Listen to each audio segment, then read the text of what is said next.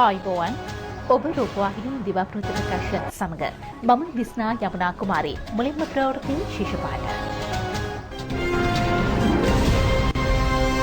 නව නිපැයුම් නිර්මාණය සඳහා ආයෝජකින් සෙවීමට ජනපතිකින් උපදෙස්.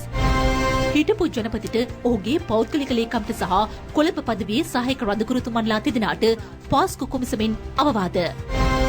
ලබන සතියේ සිට බීගොවයින්ට පොහොර නොමිලේ. අපරාධකාරී සමාජික රත්මලා නේරුහා වෙඩි ප්‍රහාරයකින් මරුට. ගලක් පෙරලීමෙන් හැඩන් කොළඹ ප්‍රධාන මාර්ගයේ ගමනාගමනයට බාධා. මුලින්ම දේශීය පුවත්. ආයෝජකයන් හඳුනාගෙන ආයතන හා පුද්ගල මට්ටමින් සැලසුම් කර ඇති නව නිපැයුම් නිෂ්පාදන වෙළඳපොළට හඳුන්වා දීමට කඩිනම් පියවර ගන්නා ලෙස ජනාධිපති ගෝඨාභය රාජපක්ෂ මැතිතුමා නිලධාරීන්ට උපදෙස් දුන්නා. ඒ මුදල් හා ප්‍රාග්ධන වෙළඳපොළ හා රාජ්‍ය ව්‍යවසාය ප්‍රතිසංස්කරණ පිළිබඳ රාජ්‍ය අමාත්‍යාංශයේ ඉදිරි සැලසුම් පිළිබඳ පැවති සාකච්ඡාවකදී ඊයේ දහවල් සාකච්ඡාව පැවැත්වුණේ ජනාධිපති කාර්යාලයේදී.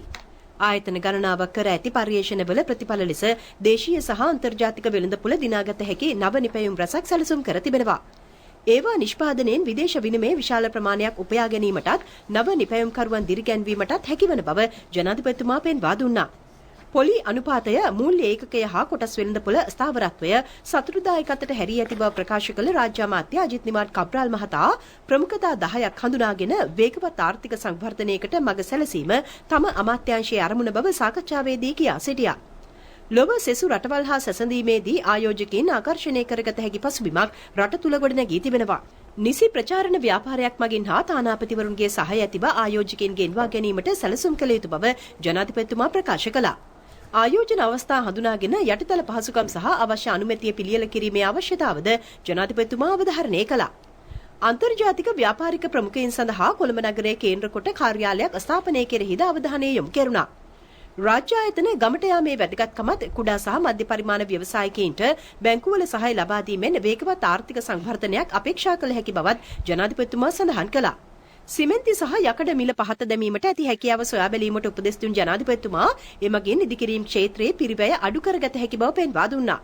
2015ට පෙර රටේ පැවති සංවර්ධන පරිසරය යලි උදා කළ යුතු බව ප්‍රකාශ කළ අග්‍රාමාත්‍ය මහින්ද රාජපක්ෂ මහතා පොල්ලිඩම් කට්ටි කිරීම වහා නතර කළ යුතු බව අවධාරණය කළා. මහා පරිමාණ ව්‍යාපෘති 289ක් රට තුළ ක්‍රියාත්මක වෙමින් පවතිනවා. ඒවා කඩිනමින් නිම කරන්නයි පැවසූ ආර්ථික පුනර්ජීවනය පිළිබඳ ජනාධිපති කාර්යසාධක බලකායේ ප්‍රධානී බැසිල් රාජපක්ෂ මහතා මාර්ග ජල ව්‍යාපෘති පාසල් යටිතල පහසුකම් ඇතුළු සැලසුම් කර ඇති සංවර්ධන වැඩ නොපමාව නිම කිරීමෙන් ඉදිකිරීම් ක්ෂේත්‍රයේ පිබිදීමක් ඇති කළ හැකි බව කියා සිටියා. තරුණ පරපුර සහ දේශීය ආයෝජකයින් ආකර්ෂණය වන ආකාරයෙන් කොටස් වෙළඳපොළ ගනුදෙනු සැලසුම් කිරීමේ වැදගත්කම ජනාධිපතිතුමා සාකච්ඡාවේදී පෙන්වා දුන් තවත් කරුණක්. සිංහල භාෂාව භාවිතයෙන් සහ නිසි දැනුවත් කිරීමෙන් දේශීය ව්‍යාපාරිකයන් පහසුවෙන්ම කොටස් වෙළඳපොළ වෙත ආකර්ෂණය කරගත හැකියි. බිඳවැටි ඇති පෞද්ගලික මූල්‍ය සමාගම්වල තැන්පත්කරුවන්ට උපරිම සාධාරණ ඉටු කිරීමට පියවර ගන්නා ලෙසද උපදෙස් දුන් ජනාධිපතිතුමා අදාළ සමාගම් සතු වත්කම් හඳුනාගෙන තැන්පත්කරුවන්ට යුක්තිය ඉටු කරන ලෙස අදාළ අංශ වෙත දැනුම් දුන්නා. ජනාධිපති ලේකම් පී.බී. ජයසුන්දර මහතා ඇතුළු නිලධාරීන් පිරිසක් මේ අවස්ථාවට එක්ව සිටියා. අපරාධ කල්ලි ප්‍රබල සමාජිකයෙකු වන දේවමුණි හැරල් රෝහණ ද සිල්වා නොහොත් රත්මලා නේරුහා නැමැත්තා පොලිස් වෙඩි ප්‍රහාරයකින් අද අලුයම මිය ගොස් තිබෙනවා. ඔහු මීගමුව කොච්චිකඩේ කම්මලතොට ප්‍රදේශයේදී ට්‍රෝල යාත්‍රාවක් උපයෝගී කර ගනිමින් ඊයේ රාත්‍රියේ ඉන්දියාවට පලා යාමට උත්සාහ දරා ඇති බවයි වාර්තා වන්නේ. බස්නාහිර උතුර දිසා අපරාධ කොට්ටාසේ නිලධාරීන් සැකකරු අත්අඩංගුවට ගැනීමට යාමේදී ඔහු පොලිසියට වෙඩි තබා ඇති අතර අනතුරුව පොලිසිය සිදු කළ ප්‍රතිප්‍රහාරයකින් ඔහු ජීවිතක්ෂයට පත් වුණා. පසුව කළ සෝදිසි කිරීමේදී සැකකරු සතුව තිබූ T56 ගිනි අවියක්, පිස්තෝලයක් සහ ඉන්දිය රුපියල් ලක්ෂ 3ක මුදලක්ද සොයාගනු ලැබුවා. ඔහු මද්‍රව්‍ය ජාවාරම් පුද්ගල ඝාතන ඇතුළු අපරාධ රැසකට සම්බන්ධ අයෙකු බව පොලිසිය පවසනවා. 2016 වසරේ නොවැම්බර් 15 වන දින කුරුණෑගල ප්‍රදේශයේදී පොලිස් නිලධාරියෙකු වෙඩි තබා ඝාතනය කර තවත් දෙදෙනෙකුට තුවාල සිදු කිරීම 2014 වසරේදී ගල්කිස්ස ප්‍රදේශයේදී වෙඩි තබා පුද්ගල ඝාතනයක් සිදු කිරීම ඇතුළු මනුෂ්‍ය ඝාතන කිහිපයකට ඔහු වගකිව යුතු බවයි පොලිසිය පවසන්නේ. මද්‍රව්‍ය ජාවාරම් හා විවිධ අපරාධ සම්බන්ධයෙන් ඔහුට එරෙහිව අධිකරණ කිහිපයක නඩු පවතින බවද පොලිසිය සඳහන් කළා.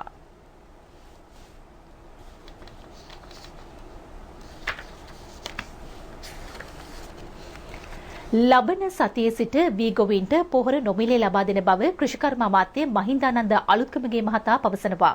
ඒ සඳහා කැබිනට් අනුමැතිය ලැබී තිබෙනවා. අද පාර්ලිමේන්තුවේදී වාචික පිළිතුරු අපේක්ෂාවෙන් යොමු කරනු ප්‍රශ්නයකට පිළිතුරු දෙමින් අමාත්‍යවරයා මේ බව කියා සිටියා.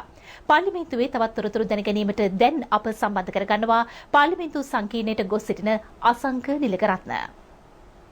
අද පෙරවරු 10ට කතානායක මහින්දයාපා අබේවර්ධන මහතාගේ ප්‍රධානත්වයෙන් වී පාර්ලිමේන්තුව රැස්ුණේ. පාර්ලිමේන්තුව ආරම්භයේදීම කතානායකවරයා පාර්ලිමේන්තුවට විශේෂ කරුණක් පිළිබඳව දන්වා සිටියා. ඒ තමයි 20 වෙනි ආණ්ඩුක්‍රම ව්‍යවස්ථා සංශෝධන කෙටුම්පත මේ වෙනකොට පාර්ලිමේන්තුවේ ඉදිරිපත් කරලා තියෙනවා. ඒ හා සම්බන්ධයෙන් අධිකරණයේ ක්‍රියාමාර්ග නැත්නම් අධිකරණයට ප්‍රතිසම් කිහිපයක් ඉදිරිපත් වී තිබෙනවා. ඒවායේ පිටපත් තමන්ට ලැබී ඇති බවයි කතානායකවරයා පාර්ලිමේන්තුව ආරම්භයේදීම අත මතක් කර සිටියේ. ඉන් අනතුරුව වාචික පිළිතුරු අපේක්ෂා කරන ප්‍රශ්න යොමු කිරීමේ අවස්ථාව ලැබුණේ. පාර්ලිමේන්තු මන්ත්‍රී හේෂා විතානගේ මහතා ප්‍රශ්නයක් යොමු කළා. ඒ තමයි දුම්රිය ටිකට්පත් සම්බන්ධයෙන් දුම්රිය ටිකට්පත් මුද්‍රණය කිරීම සඳහා විශාල පිරිවැයක් දැරීමට සිදුවන බවයි මන්ත්‍රීවරයා එහිදී මතක් කළේ. දේශපාලන හිතවත්කම් මත පසුගිය කාලේ ඔවුන්ගේ පාලන සමයේදී මේ ආකාරයෙන් දේශපාලන හිතවත්කම් මත දුම්රිය ටිකට්පත් මුද්‍රණය කිරීම සඳහා අවස්ථාව ලබා දීම තුලින් විශාල මුදලක් වැය කරන්නට රජයට සිදු වෙලා තියෙන කියන කාරණේ පිළිබඳව මන්ත්‍රීවරයා එහිදී මතක් කළා. ඊට පිළිතුරු ලබා දුන්නේ ප්‍රවාහන අමාත්‍ය ගාමිණී ලොකුගේ මහතා විසින් මේ වන විට රජයේ මුද්‍රණාලය සමග සාකච්ඡා කර දුම්රිය ප්‍රවේශ පත්‍ර දුම්රිය ටිකට්පත් මුද්‍රණය කිරීමට අදාළ කටයුතු සූදානම් කරමින් තිබෙන බවයි අමාත්‍ය ගාමිණී ලොකුගේ මහතා සඳහන් කළේ. ඉන් අනතුරුව ප්‍රශ්නයක් යොමු කළ ශ්‍රී ලංකා පොදු ජන පෙරමුණේ පාර්ලිමේන්තු මන්ත්‍රී මොහොමඩ් මුසම්මිල් මහතා යොමු කළේ සීනි ආනයනය සඳහා පසුගිය වසරවල කෙතරම් මුදලක් වැය වී තිබෙනවාද කියන කාරණය පිළිබඳව. මීට පිළිතුරු ලබා දුන්නේ වෙළඳ අමාත්‍ය බන්දුල ගුණවර්ධන මහතා. බන්දුල ගුණවර්ධන මහතා හිදී කරුණු කිහිපයක් මතු කර සිටියා මේ සීනි ආනයනය කිරීම සම්බන්ධයෙන් පසුගිය වසර 4.5 කාලය තුල සීනි ආනයනය කිරීම සඳහා රුපියල් බිලියන 181ක් වැය කර තියනවා කියන කාරණේ පිළිබඳවයි බන්දුල ගුණවර්ධන අමාත්‍යවරයා එහිදී කරුණු පැහැදිලි කළේ. ඒ වගේම තවත් විශේෂ කාරණයක් බන්දුල ගුණවර්ධන අමාත්‍යවරයා පාර්ලිමේන්තුවේදී සඳහන් කළා මේ ප්‍රශ්නය හා සම්බන්ධයෙන් රටවල් 68කින් සීනි ලංකාවට පසුගිය වසර 4.5 තුර ආනයනය කර ඇති බවයි අමාත්‍යවරයා එහිදී වැඩිදුරටත් සඳහන් කරමින් සිටියේ. තවත් කරුණක් මේ සම්බන්ධයෙන් අනාවරණය වුණා පාර්ලිමේන්තුවේදී. සාමාන්‍යයෙන් සීනි සඳහා එතෙක් පැවති බද්ද වන්නේ රුපියල් 29ක්. මේ 29ට තිබුණු බද්ද එකවරම එවක 2018 වසරේදී මුදල් අමාත්‍යවරයා විසින් එවක සිටි මුදල් අමාත්‍යවරයා විසින් 7.25 දක්වා අඩු කරලා තියෙනවා. මේ අඩු කිරීමේ ප්‍රතිඵලයක් විදිහට සීනි තොග විශාල වශයෙන් ව්‍යාපාරිකයන් කිහිප දෙනෙක් එක්රැස් කරගෙන තියෙනවා. මාසයක් වැඩි කෙටි කාලයක් තුල නැවත එම බදු ප්‍රමාණය 15%කින් වැඩි කිරීමට එවක මුදල් අමාත්‍යවරයා ක්‍රියා කළා. මේ හරහා ව්‍යාපාරිකයන් කිහිප දෙනෙකුට විශාල මුදලක් උපයා ගැනීමට අවස්ථාව සලසා දුන් බවයි වෙළඳ අමාත්‍ය බන්දුල ගුණවර්ධන මහතා පාර්ලිමේන්තුවේදී කරුණු අනාවරණය කළේ. ඉන් අනතුරුව ගොවි ජනතාවට වැදගත් වෙන ප්‍රශ්නයක් යොමු කළා සමගි ජන බලවේගයේ පාර්ලිමේන්තු මන්ත්‍රී මයන්ත දිසානායක මහතා. ඔහු සඳහන් කළේ පොහොර සහන ආධාරය සම්බන්ධයෙන් කෘෂිකර්ම අමාත්‍යවරයාගෙන් ප්‍රශ්නයක් විමසා සිටියා. මෙහිදී පිළිතුරු ලබා දුන් කෘෂිකර්ම අමාත්‍ය මහින්දානන්ද අලුත්ගමගේ මහතා සඳහන් කළේ මේ ඉදිරි සතියේ සිට වීවගාව නිරත වන ගොවීන් සඳහා වීවගාවේ නිරත වන ගොවීන් සඳහා පොහොර සහන ආධාරයේ නොමිලේ ලබා දීමට මේ වෙනකොට කැබිනට් අනුමැතිය ලැබී ඇති බවත් අනෙකුත් වගාවන් සඳහා පොහොර රුපියල් 1500ක මිලකට ලබා දීම සඳහා සූදානම් කර ඇති බව. මෙයි මේ වන විට පාර්ලිමේන්තුවේ තත්ත්වය අපි මේ පිළිබඳ වැඩිදුර තොරතුරු ඉදිරි ප්‍රවෘත්ති විකාශවලදී ගෙනීමට සූදානම්. පමාසංක දිනකරත්න ශ්‍රී ජයවර්ධන ප්‍රකෝට්ටේ පාර්ලිමේන්තු සංකීර්ණයේ සිට පොලිස් විශේෂකාර බලකායේ සංවිධානාත්මක අපරාධ මර්දන ඒකකය කොළඹ ග්‍රෑන්ඩ් පාස් ප්‍රදේශයේ සිදු කළ මෙහෙයුමකදී විදේශයක සැඟවී සිටින පූකුඩි කන්නා නැමැති හෙරොයින් ජාවාරමේ නියුතු සංවිධානාත්මක අපරාධකරුගේ සහායකයෙකු අත්අඩංගුවට ගෙන තිබෙනවා. ඒ මද්‍රව්‍ය හා මුදල් සමගයි.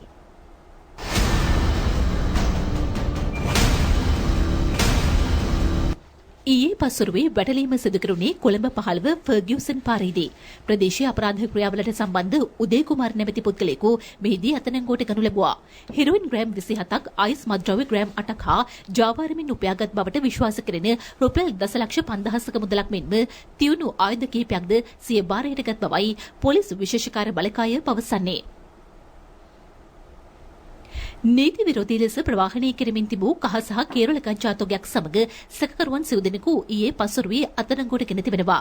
යුද හමුදා බුද්ධි ආශයෙන් ලද තොරතුරකට අනුව වැටලීම් සිදු කරනු ලැබුවේ මන්නාරම 54 සේනාංක යටතේ සිටින බට පිරිසක් විසින්. මන්නාරම මැදවච්චිය මාර්ගයේ ලොරි රථයක් පරීක්ෂා කිරීමේදී රුපියල් ලක්ෂ 8කට අධික වටිනාකමකින් යුත් කහ කිලෝ 205ක් සොයාගෙනුණා. ඒ සම්බන්ධයෙන් සැකකරුවන් දෙදෙනෙකු අත්අඩංගුවට ගෙන තිබෙනවා. මේ අතර කුජිකුලම් මාර්ගබාධකයේ සිදු කෙරුණු තවත් සෝදිසියකදී කේරළ ගංජා තොගයක් ප්‍රවාහනය කරමින් සිටි සැකකරුවන් දෙදෙනෙකු අත්අඩංගුවට ගනු ලැබුවා. ඔවුන් සන්තකයේ තිබී හමු වූ කේරළ ගංජා තොගය කිලෝ 104ක්. අවිස්සාවේල්ල, නාපාවෙල සහ කුඩගම යන ප්‍රදේශවල ඊයේ සිදු කෙරුණු වැටලීම් දෙකකදී ගිනි අවි දෙකක් හා ජීව උණ්ඩ තොගයක් සමග සැකකරුවන් දෙදෙනෙකු අත්අඩංගුවට ගැනීමට පොලිස් විශේෂකාර්ය බලකාය සමත් වුණා. මෙහෙයුම සිදු කෙරුණේ ශ්‍රී ජයවර්ධනපුර කදවරේ නිලධාරීන්ට ලැබුණු තොරතුරකට අනුවයි. මයික්‍රෝ වර්ගයේ පිස්තෝලයක්, මෙරට නිෂ්පාදිත ගිනි අවියක්, විවිධ වර්ගවල ජීව උණ්ඩ අණුවක්, පුහුණු උණ්ඩ 27ක් හා මාච්චු යුගලයක් සොයාගන්නා ලද භාණ්ඩ අතර වනවා.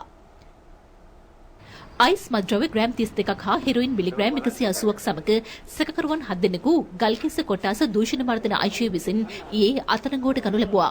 මද්ද්‍රව්‍ය භාවිතයට ඇබ්බැහි වී සිටින මේ දෙදෙනා අවුරුදු 17 සහ 38 යන වයස්වල පසුවන්නන් බව පොලිසිය ප්‍රකාශ කළා.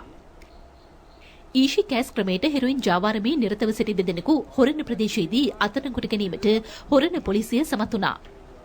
හෙරොයින් ග්‍රෑම් 4කට අධික ප්‍රමාණයක් හා ඇසුරුම් කිරීමට යොදාගෙන යන උපාංග මේදී පොලිස් භාරයට ගෙනුණා. සීමලාන්ඩුව ප්‍රදේශයට හෙරොයින් බෙදා හැරි ප්‍රධාන සැකකරු අත්අඩංගුවටගත් බව පොලිසිය පවසනවා. ඔහු චන්දන රුවන් කුමාර නොහොත් සැන්ඩි යනුවෙන් හඳුන්වන තැනැත්තෙකු බව සීමලාන්ඩුව පොලිසිය ප්‍රකාශ කළා. ඔහුගේ අතුරුපැදියේ අසුන යට සංගවා තිබූ හෙරොයින් ඇසුරුම් කිහිපයක්ද පොලිසිය විසින් සොයාගනු ලැබුවා. පාසල් ළමයින් ඉලක්ක කර නිෂ්පාදනය කළ දුම්කොළ මිශ්‍රිත මද්ද්‍රව්‍ය ඇසුරුම් 76ක් සමග සැකකරුවෙකු පොලිස් අත්අඩංගුවට ගෙන ඇත්තේ කලම්පිටිය ප්‍රදේශයේදී. බන්ධනාගාරගත කර ඇති ආමි සම්පත් නැමැත්තාට අයත් බවට විශ්වාස කරන රිවෝල්වරයක් කෑගල්ල හිරිවඩුන්න දියගම ප්‍රදේශයේ විදුලි කණුවක් පාමුල සංගවා තිබේදී ඊයේ සවස සොයාගනු ලැබුවා. ඒ කෑගල්ල විශේෂ අපරාධ විමර්ශන ඒකකය විසින්.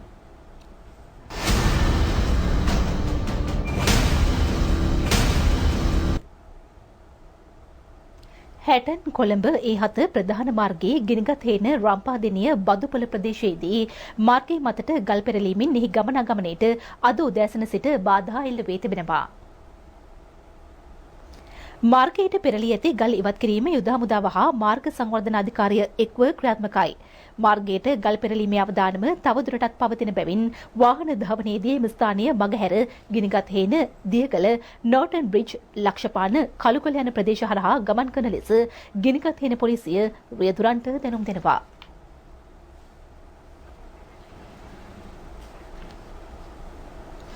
COVID-19 ආසාදිත තවත් 11 දෙනෙකු හඳුනාගෙන තිබෙනවා. ඔවුන් සියලු දෙනාම නිරෝධායන මධ්‍යස්ථානවල රැඳී සිටි අය බවයි COVID-19 පැතිරීම වැළැක්වීමේ ජාතික ක්‍රියාන්විත මධ්‍යස්ථානය පවසන්නේ.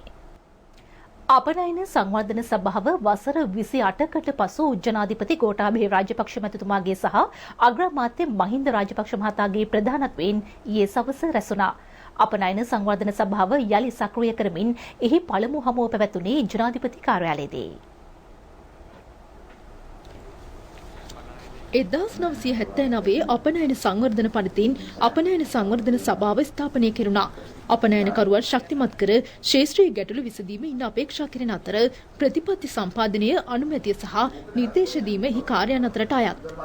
රාජ්‍ය පෞද්ගලික දයංශයේ අපනයන ශේෂ්ත්‍ර සංවර්ධනය කොට ගෝලීය වෙළඳපොළ ජයගනිමින් ජනතා කේන්ද්‍රීය ආර්ථිකයක් ගොඩනැගීම වේගවත් කිරීම අපනයන සංවර්ධන සභාවේ විෂයපතයට අයත් බව ජනාධිපතිතුමා සඳහන් කළා. පනත ප්‍රකාරව සභාපති ධූරය ජනාධිපතිතුමාට හිමි. ශ්‍රේෂ්ත්‍රීය ගැටලු විසඳමින් ගත යුතු ඉදිරි පියවර සමාලෝචනය සඳහා අපනයන සංවර්ධන සභාව මාසකට වරක් රැස්විය යුතු බවට මෙහිදී යෝජනා කෙරුණා. අපනයනකරුවන්ට නව වෙළඳපොළ අවස්ථා උදා කර දීම සඳහා සභාවට පැවරී ඇති වගකීම අවධාරණය කළ ජනාධිපතිතුමා ඒ රටවල අවශ්‍යතා අනුව අපනයන ශ්‍රේෂ්ත්‍රී විවිධාංගීකරණයක අවශ්‍යතාව පැහැදිලි කළා. අත්සන් කර ඇති ජාත්‍යන්තර වෙළඳ ගිවිසුම් බොහෝමයක් රටට හිත කර නැහැ. රටට වාසිදායක සහ වැඩි ප්‍රතිලාභත් කරගත හැකි අයුරින් අදාළ ගිවිසුම් කඩිනමින් සමාලෝචනය කිරීමේ අවශ්‍යතාව ජනාධිපතිතුමා සාකච්ඡාවේදී අවධාරණය කළ තවත් කරුණක්. අපනයන ශ්‍රේෂ්ත්‍රයේ ගැටලු විසඳීම සහ එහි ප්‍රගමනය උදෙසා ජාතික වෙළඳ ප්‍රතිපත්තිය කඩිනමින් සංශෝධනය හා නවීකරණයට ලක් කිරීමේ අවශ්‍යතාවද ජනාධිපතිතුමා විසින් පෙන්වා දෙනු ලැබුවා. ගොවීන්ගේ ප්‍රාථමික නිෂ්පාදන අපනයන වෙළඳපොළට ගැළපෙන පරිදි ප්‍රවර්ධනය සඳහා අපනයන නිෂ්පාදන ගම්මාන ස්ථාපනය පිළිබඳවද සාකච්ඡා කෙරුණා. ප්‍රති අපනයනය නිසා පසුගිය කාලයේ අපනයන ශේෂ්ත්‍රයට සිදු වූයේ බරපතල හානියක්. ජනාධිපතිතුමා කියා සිටියේ ගොවියාගේ නිෂ්පාදකයාගේ සහ මෙරටට ආවේනික ඉහළ ගුණාත්මක අගයෙන් යුත් භෝගවල සුරක්ෂිතතාව තහවුරු වන අයුරින් ප්‍රති අපනයනය සකස් විය යුතු බවයි.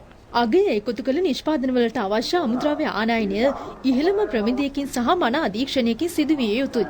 ලෝක වෙළඳපොලේ දේශීය නිෂ්පාදන ප්‍රවර්ධනයට හා ආයෝජකයන් ආකර්ෂණය කර ගැනීමට උද්‍යෝගයන් ක්‍රියා කරන ලෙස තමා තානාපතිවරුන්ට පෞද්ගලිකවම උපදෙස් දී ඇතැයිද ජනාධිපතිතුමා සඳහන් කළා. ඉදිරියේදී සපුරාගත යුතු ඉලක්ක සියලු දෙනාට නියම කරන බව පැවසූ ජනාධිපති ගෝඨාභය රාජපක්ෂ මැතිතුමා තානාපති කාර්යාලවල සිටින වෙළඳ ප්‍රවර්ධන නිලධාරීන්ගේ කාර්යක්ෂමතාව වැඩි දියුණු කිරීමේ අවශ්‍යතාවද පෙන්වා දුන්නා. ගුවන් තොටුපළ පාසුකම් පුළුල් කර ව්‍යාපාරිකයන් සහ ආයෝජකයන් උදෙසා ආකර්ශනීය පසුබිමක් සැකසීමේ අවශ්‍යතාව අග්‍රාමාත්‍ය මහින්ද රාජපක්ෂ මහතා විසින් සාකච්ඡාවේදී පෙන්වා දෙනු ලැබුවා. මේ අවස්ථාවට එක් වූ ආර්ථික පුනර්ජීවනය පිළිබඳ ජනාධිපති කාර්යසාධක බලකායේ ප්‍රධානී බැසිල් රාජපක්ෂ මහතා කියා සිටියේ අපනයනකරුවන් අධෛර්යමත් කරන අනවශ්‍ය නීති රීති ඉවත් කළ යුතු බවයි. දිනේෂ් ගුණවර්ධන, බන්දුලු ගුණවර්ධන, ඩග්ලස් දේවානන්දා, විමල් වීරවංශ, මහින්දානන්ද අලුත්ගමගේ රමේෂ් පතිරණ, රෝහිත අබේගුණවර්ධන යන අමාත්‍යවරුද, දයාසිරි ජයසේකර, ප්‍රසන්න රණවීර යන රාජ්‍ය අමාත්‍යවරුද, ජනාධිපති ලේකම් පී.බී. ජයසුන්දර මහතා සහ කැබිනට් හා රාජ්‍ය අමාත්‍යාංශවල ලේකම්වරුන් ඇතුළු ආයතන රැසක ප්‍රධානීන්ද සාකච්ඡාවට එක්ව සිටියා. පාස්කු ප්‍රහාරය පිළිබඳ විමර්ශනය කරන ජනාධිපති කොමිසම වර්තමානයේදීත් ක්‍රියාත්මක වෙමින් පවතින වටපිටාවක් තුළ ඒ සම්බන්ධයෙන් මාධ්‍ය නිවේදන නිකුත් කිරීමෙන් වළකින ලෙසට හිටපු ජනාධිපති මෛත්‍රීපාල සිරිසේන මහතාට ඔහුගේ පෞද්ගලික ලේකම්වරයාට සහ කොළඹ පදවියේ සහායක රදගුරුතුමන්ලා තිදෙනාට කොමිසම අද අවවාද කළා.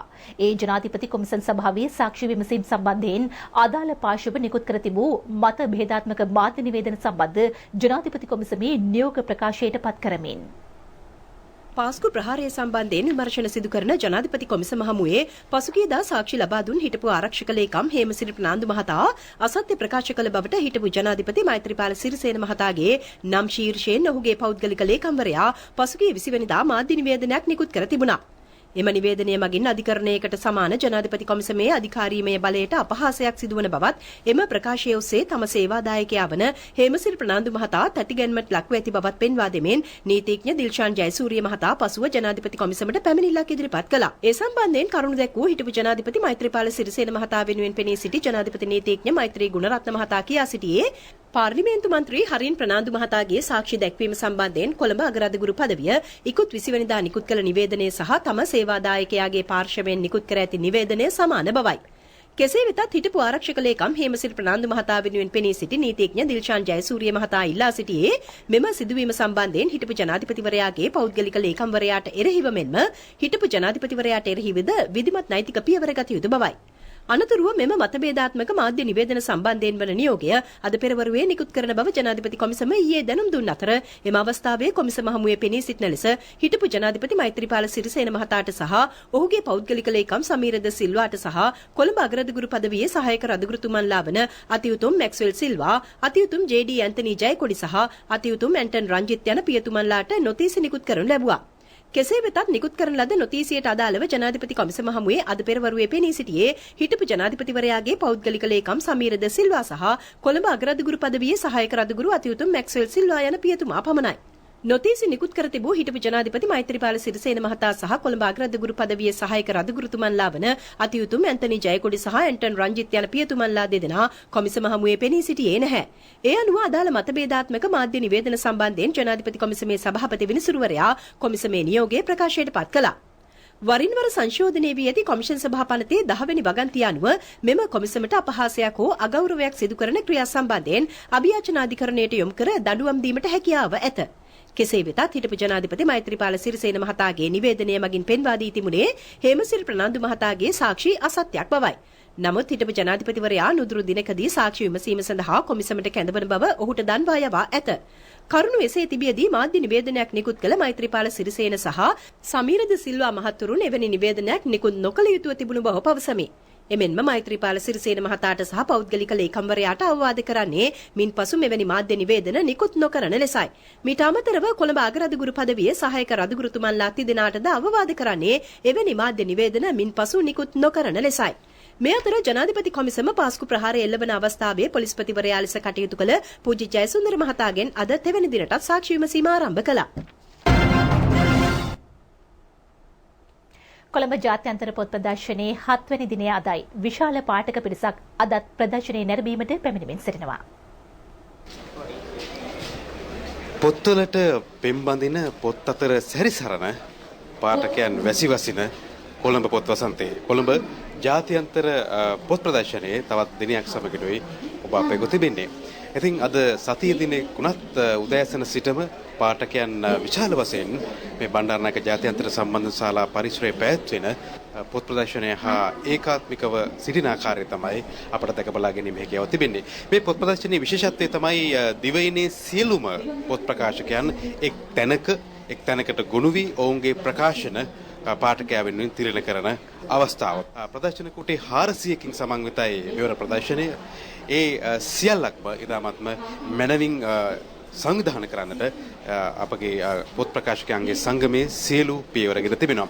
විශේෂයෙන්ම මතක් කළ යුතුයි මෙහිදී සෞඛ්‍ය ආරක්ෂිත ක්‍රමවේදයන්ට මුල් තැන දෙමින් එම උපදෙස් පිළිපදිමින් යම් දුරස්ථභාවයක් ආරක්ෂා කරගැනීමනුයි මේ කටයුතු සංවිධානය තිබෙන්නේ. මේ හුදෙක් පොත් සල්පිලක් හෝ පොත් ප්‍රදර්ශනයක්ම වන්නේ නැහැ. වෙනත් සංස්කෘතිකාංග ගණනාවකිනුත් මේ සුසදී මීට සුළු මොහොතකට ප්‍රථමයෙන් ප්‍රවීණ ලේඛක ගුණරත්න ඒකනායකයන් විසින් රචිත නුවර කලාවේ අලුත් නෑයෝ ග්‍රන්ථය නිපුන් පොත් මැදිරියේදී එළි දක්වනු ලැබුවා. ඔහු ග්‍රන්ථ ගණනාවක් නිර්මාණය කර ලේඛකෙක්. ඉතින් මේ අවස්ථාවත් බොහොම පාඨකයන්ට සතුට දනවන අවස්ථාවක් වටපත් වුණා. ඔහුගේ පොත්වලට රුචි කරන අය ඒ ස්ථානයේට රැස්ව ඒ අවස්ථාව හා සම්බන්ධ වන ආකාරයත් අපට දැක බලා ගැනීම හැකියාව තිබුණා. මම දැන් පොත් 100ක් දක්වාම දිගු ගමනක් ආවා. කිසි කරදරයක් නැතුව කරදර දෙනවා. නමුත් ඒවා ජය ගන්න අපි දැනගන්න ඕනේ නැත්. විශාල පාඨක පිරිසක් ඉන්නවා. ඒ පාඨක පිරිස නිසා අපිට කිසි ගැටලුවක් නැතුව ඒවා ටික කරගෙන යන්න පුළුවන්. තවමත් ඔබ නොපමිණියා නම් මේ කොළඹ ජාත්‍යන්තර පොත් ප්‍රදර්ශනයේ නරඹන්නට අපි ආරාධනා කර සිටිනවා. එන්න ඔබට සුවිශේෂී වට්ටම් යටතේ පොත් මිලදී ගත හැකියාවක් මෙන්ම විවිධ වූ සංස්කෘතික අත්දැකීම් රසක් මේ පරිසරය තුළ ලබා ගන්නට පුළුවන්. මෙරට ලොතරැයි ඉතිහාසයේ දෙවැන්තම මුදල් ත්‍යාගය වූ මෙගා පවර් ලොතරැයි පතෙන් පිරිනැමුණු රුපියල් කෝටි 23ක මුදල දිනා ගැනීමට ජයග්‍රාහකයෙකු හෝ ජයග්‍රාහිකාවක ඊයේ සමත් වුණා. එම ටිකට් පත අලෙවි වී ඇත්තේ සෙන්කඩගල ප්‍රදේශයෙන්. ජාතික ලොතරැයි මණ්ඩලය මෙගා පවර් ලොතරැයි ටිකට් පත හඳුන්වා දී තිබෙනවා. එහි ත්‍යාග මුදල ආරම්භයේ සිට ක්‍රමයෙන් වර්ධනය වී රුපියල් 23 කෝටි 62,20,278යි 735ක් බවට පත්ව තිබුණා. එම මුදල ඊයේ දිනුම් අදිනු ලැබූ 621 වන දිනුම් වාරයේදී දිනා ගැනීමට අදාළ ජයග්‍රාහකයාට හැකි වී තිබෙනවා. අංක 65 23 கோடிகளை சொந்தமாக்க අවසානයේට අංක 74 පෙරසපට ඉරදි වෙච්ච තිලක මහතා අත්සනේදුව බොහොම ස්තුතියි 621 වෙනි මෙගා පවර් දිනුම් මැදිමේ වාරය තුලින් රුපියල් 23 කෝටි 62,20,278යි 735ක ඒ අති දැවැන්ත සුපිරිතයක් අද දවසේ ඔබ දිනාගෙන තියෙනවා කියලා අපි කියන්නේ ඉමහත් සතුටින්.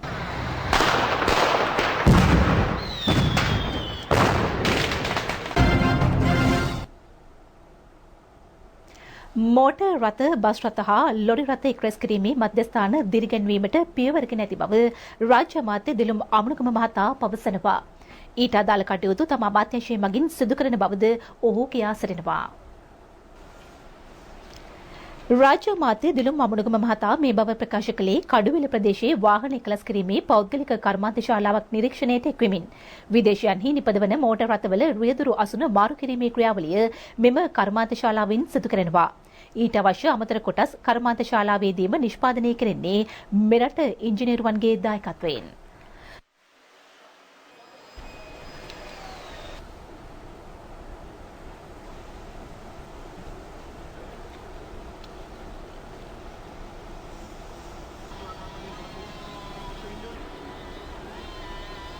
සියලුම සේවකයන් ලංකාවේ සේවකයෝ ලංකාවේ කාර්මික විද්‍යාලවල ඉගෙනුම ලැබපු අය මේ වගේ ආයතන පිළිබඳව අපි වපරැහෙන් බලන්නේ නැතුව අපේ රටට මුදල් උපයන්න පුළුවන් ආයතන හැටියට ඒ අය දිරිගන්නන්න අපි කටයුතු කරන්න අවශ්‍යයි. එක කර්මාන්තයක් එක්ක අපි වැඩ කරන්න බලාපොරොත්තුවක් නැහැ. අපි දේශීයව මෝටර රථ, බස් රථ, ලොරි රථ එක්ලස් කිරීම.